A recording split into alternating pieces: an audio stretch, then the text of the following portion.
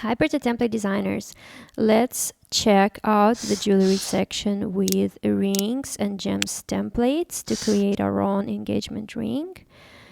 You have simple shank, different settings here with the basil and prongs and the Tiffany setting, and open shanks that you can use to design your basket from scratch, and different signet rings with a flat top and the domed ring and different intricate shapes of shanks that are intertwined. So I'm going to be using one of these to make a beautiful open-end ring with a few gemstones in it. And you can see here different fancy cuts: emerald cut, trillion. You can see all the types of different shapes: marquise and piers and hearts and cushions. So I'm thinking in my head through which stones I might use. I really love the pier. And I really love the emerald that I can use. The emerald cut, it doesn't refer to the emerald stone. It's just this elongated rectangular cut, which is often used for emeralds. But I think I'll probably stop at one shape in order to show you how you can use the same shape to create different sizes of the same cut. So let's take this one. You can see marquise on the left, the round, and the pier cut. Pier cut is this drop, and I will use these two views for my ring because I am going to create two views. Usually in jewelry, it's used to create three views, but it depends on the informability of each view, whether you use it or not. So I'm starting with the gray background. I picked up this standard gray color from a palette, and this is my first layer. I'm keeping it separate, so I am creating one more layer, pressing on that plus. I'll take a pen with a white color and take a smallest size to trace these templates. Now, if you're going to trace them on top of gray background on the same layer, you will have a problem with transporting the stones later to another canvas. So just make sure that they're separate. So right now everything is fairly simple. I'm going to use a straight line. You can find it under the pen tool, the next button. You can see there's a straight line. You can use this line, and you can use a curved line for the outer edge of the stone. So I'm just going to trace it exactly half, because I'm going to use as well the scissors tool to copy this part of the stone to the other side, just to make it faster for myself.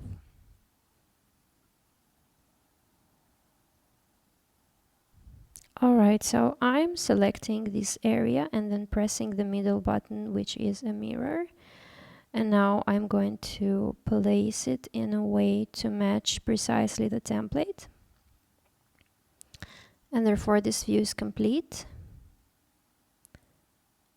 Let's make visible another view and repeat everything in the same way.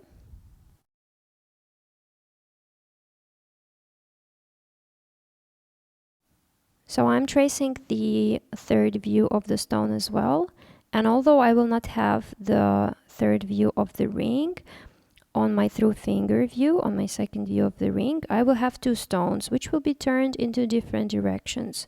So I'm going to need this view as well for my design, and you will see later how that will all come together.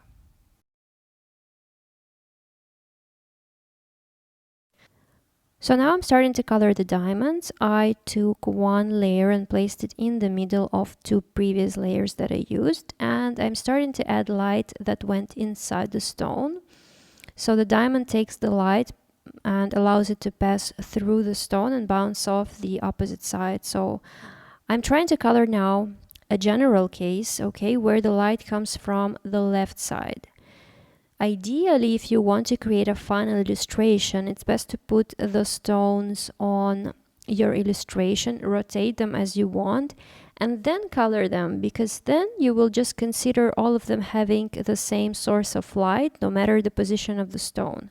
But that's gonna take me much more time, and I want to make this video compact in terms of timing. So I'll show you the general scenario as if I'm only using one stone. So now I use the shadow to color the opposite side of the stone. And I took the darker gray color. Now I'm going to erase everything outside the borders of my template. And this is the first step, the light that's inside the stone. The second step, I'm going to make the light that bounced off the facets of the stone. So it's kind of like two steps of drawing a light. So now that I've erased everything, I need to add one more layer on top. And I'm focusing now on the pattern of these facets that I was able to trace from the template. I'm taking a marker and I need a white color. And I will just swipe it across the facets on the left side. So the idea with the light now switches 180 degrees. If the light inside the stone went through and bounced off the opposite side, the light that falls on the facets reaches most the ones that are the nearest. So if the light source is from the left, these would be the facets that receive most light. So it's like a yin-yang pattern in a way. And I'm just trying to fill them in one by one. The ones that I drew are going to be always the lightest.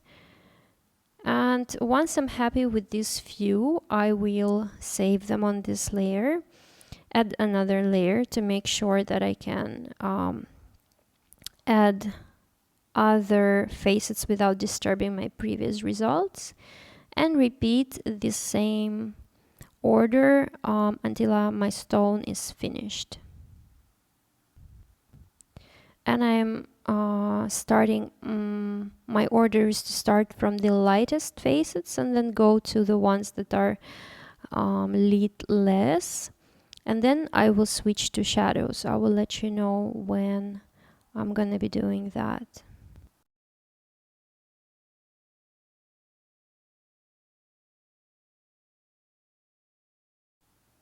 I want to make a bit of a structure for this light that went inside the stone and just indicate a couple of facets. These are the ones that you see through on the bottom, through the stone.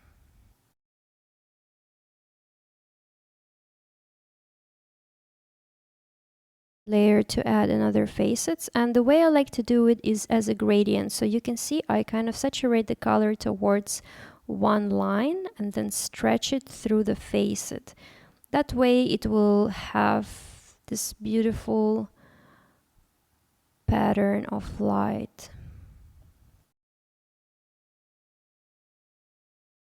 Now I'll switch to drawing shadows, and I'm taking a darker gray color. And the darkest part is going to be over here, just like I drew before at the bottom, but I will just add a little bit of structure and saturate it towards the lightest facets. So this area where I have the lightest facets meet the darkest dark, this is the area of the highest contrast. And it's best to keep the lightest light and darkest dark there without repeating it a lot over the stone. That is the focal point, so to speak. Now I'm trying to find some shadows in the pavilion. Pavilion is this bottom part of the stone below the center. So the center line is called girdle, and the pavilion is the bottom part. I'm doing it in the same technique like I did the light, just trying to hit it on the side of the facet and then kind of stretch it to get this beautiful gradient, and it will give you an impression of play of light. And now I'm going to work on the top view, and the darkest of the facets on the top view is going to be opposite from the light ones on the left. Now again, this is a general case of me coloring the stone that isn't a part of a ring right now. But if you want, if you're working on important illustration, it's best to place the stones on the ring. Find how they will be rotated on the ring and then color it accordingly. Because right now the stone is looking to the right, you may have a different position on your design. So I'll work in this way all over the views to finish the dark facets.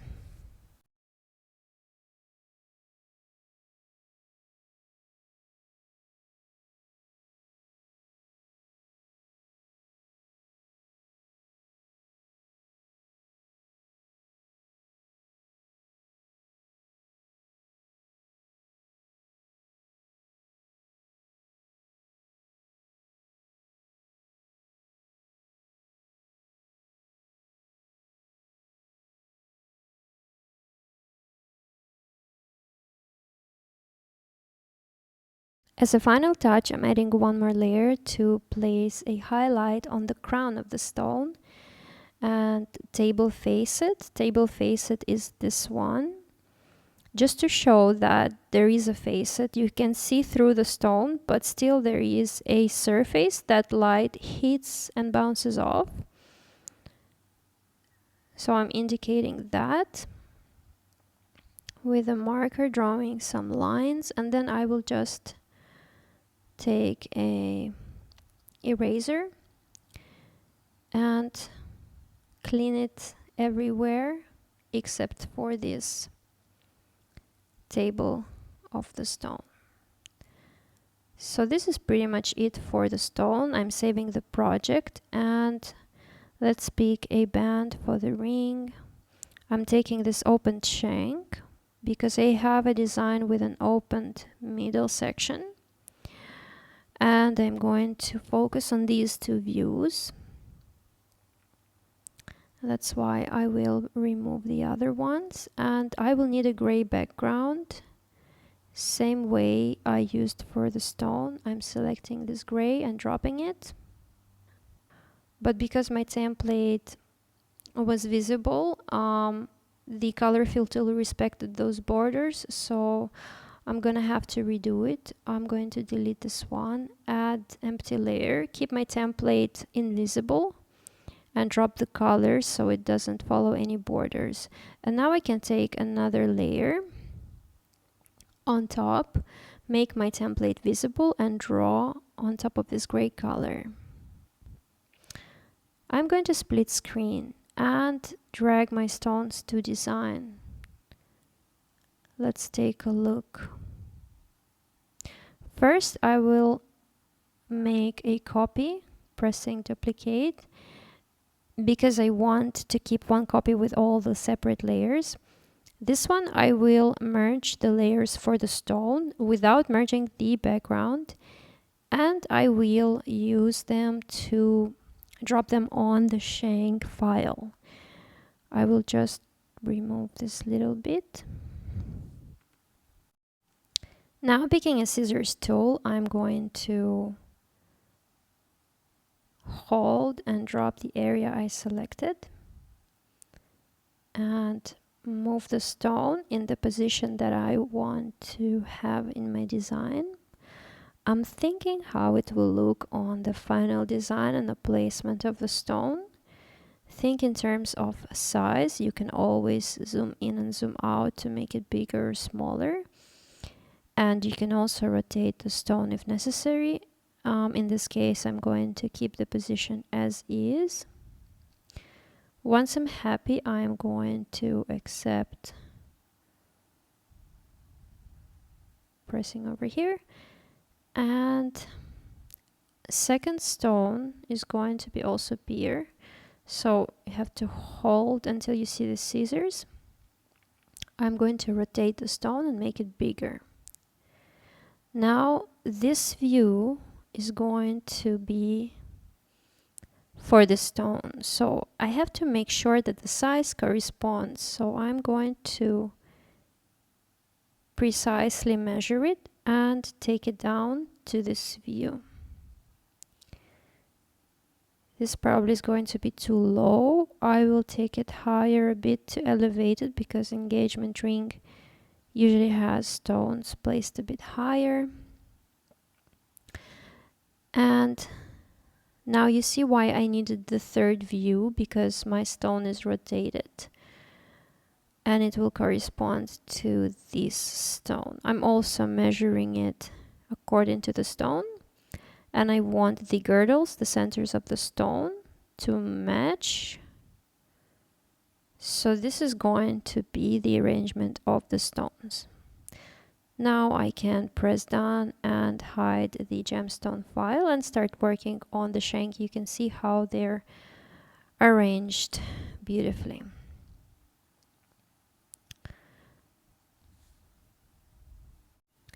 I'm adding one more layer, and it's going to be under the stones for the shank. So my idea is to have a yellow shank with a white setting for the stones, because I want the yellow gold ring, but for diamonds usually is used white gold setting, so it doesn't alter the color of the diamonds.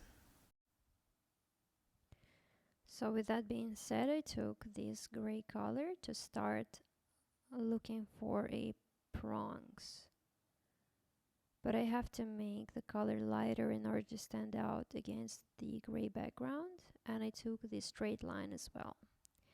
The prong that I'm drawing now is called a V prong because it has this V shape.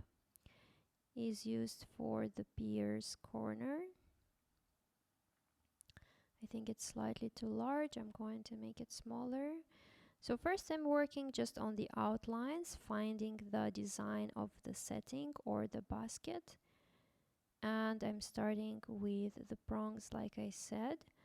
The side prongs for the pier are going to be here. I'm going to use a 3-prong setting. The side prongs are just going to be rectangular shape.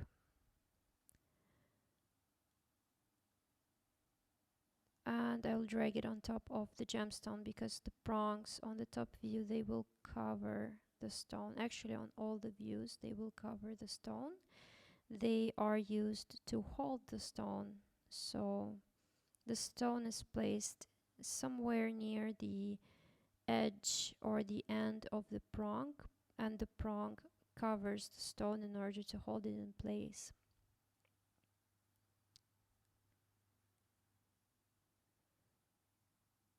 Now that I'm happy with the shape, I'll work on these projections. So you have to respect projection lines. If you want to draw them on a separate layer just as a guidelines, you can do that.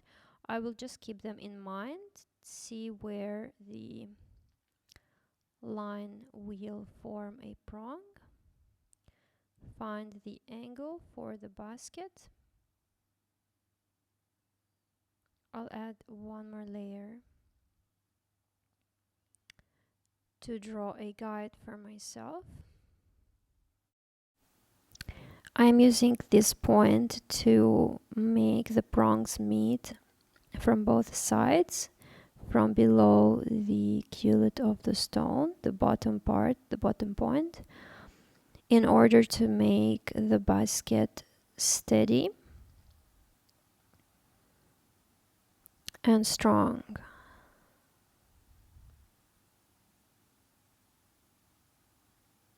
So I'm trying to make the lines roughly correspond. Now I can remove the extra lines. And these are how my prongs are going to look. Of course, the V prong is also going to be visible somewhere there. Just drawing it really roughly and switching to the curve line. I will make the bottom part of the basket. It will have a shape of pear. It will repeat the shape of pear, but from this view you will just see one rounded band like so. I'm gonna have to add the same thing on the top section as well.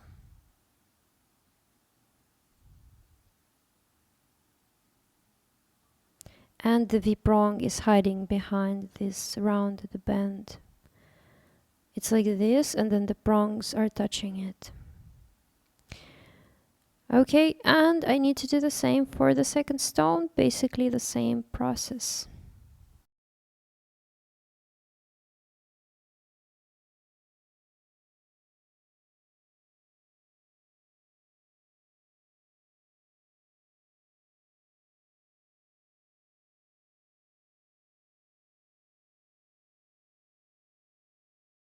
Moving on to the shank, I will add one more layer separately for the shank and work in yellow color for the yellow gold. Now I'm going to utilize the template to the max. I'm going to increase its opacity and color fill with the respect of the template's border. I just want to find some kind of a yellow color to work with. You can use the spectrum tool to find some of these colors. For yellow gold, it's best not to work with the fully saturated yellow, otherwise it will not look like a metal but will look like a plastic. And this is going to be the color that I will use. I keep in mind this is going to be the shadow color of the gold, not the light color. So here it is. I'm going to drag it under the stone, and now I can see that it's peeking through, so I'm going to get rid of everything right before the basket. This is the place where it will join the white gold part. And make sure that it doesn't show through the stone. I will erase this part too. Great, and now I'm going to add one more layer on top to start adding some highlights, and this is the exciting part where you can take any tool you like. I like to have a marker. It's the fastest way for me to color. This is a standard palette of hair, and I noticed a long time ago it's actually perfect for gold, so I'm going to use it. And I will focus on aiming the center of the circle. So starting like so, the light is from the left side, and it's going to have the lightest part on the left of the shank. And I am just swiping really free across, because I'm on a separate layer and I can't disturb any of my previous work. So I started really broad. Now I'm going to take a small size of brush and make the lightest parts inside the light areas that I have created. So I have this nice transition. And this part is going to be the lightest. I took actually white color and create a highlight over here. If this is a well-polished gold, it will create a lot of beautiful light highlights. If it's matte, you will have to keep your range of values closer. I'm going to draw a really shiny shank and add some of these highlights over here. And make sure I have some transition colors from light to dark. And I took a darker color as well to place some of the shadows. So I'll work my way in such a manner until I feel that it's good, and then I will use an eraser to fix the borders according to my shank.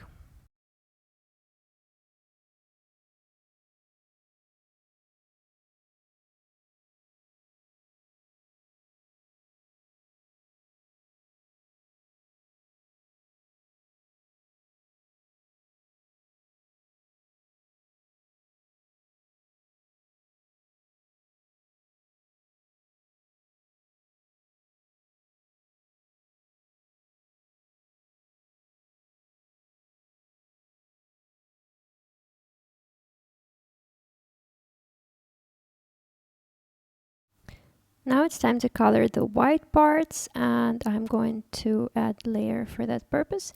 And the strategy is going to be exactly the same. With a light gray color, white and dark gray, I'm going to create an area of light and shadow. I'm just going to fix my drawing a bit here, and I'll do the same. This time I won't be using color fill tool because I think my edges aren't that strong, but I don't think it's necessary anyways. It's gonna be faster to just draw exactly under this outline. I'm using a straight line and just making sure the color difference from the background, and adding some areas of light and shadow.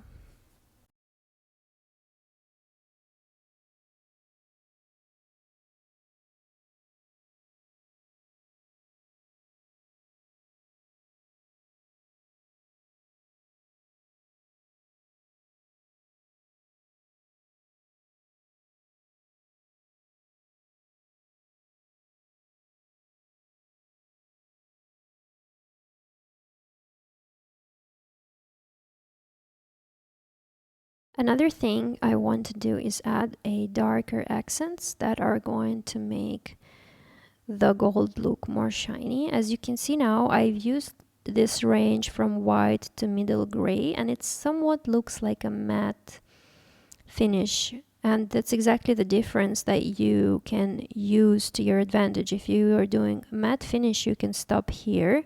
If you want a really shiny look, you need some darker, almost black but not really black, but definitely on the darker side of gray, deeper shadows. It will make it look much more shiny and polished.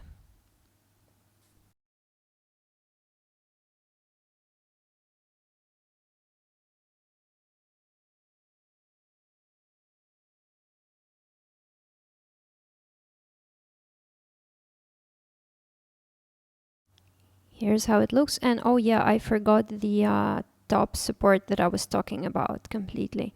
So that's okay. Adding one more layer, I'll drag it under to keep my prongs on top. And I'm going to pick a straight line and drag it over here to indicate this support.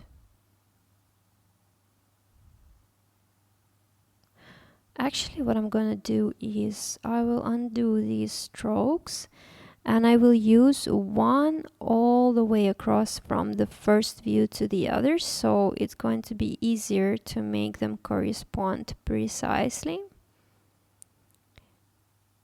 because both views will have this part exactly the same. I'll just border it with these lines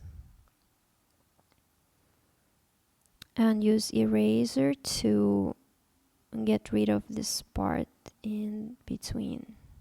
So now I have the support corresponding on both views much easier, and adding one more layer to do the familiar light and shadow areas. I already have white, which is a highlight, so I only need to use gray color to complete this pattern. And as you can see, I'm using marker in really quick way. I'm just saturating it and making these transparent areas. How quick was that? I just basically did a couple of strokes and I have this metal line. Really happy with the way it looks.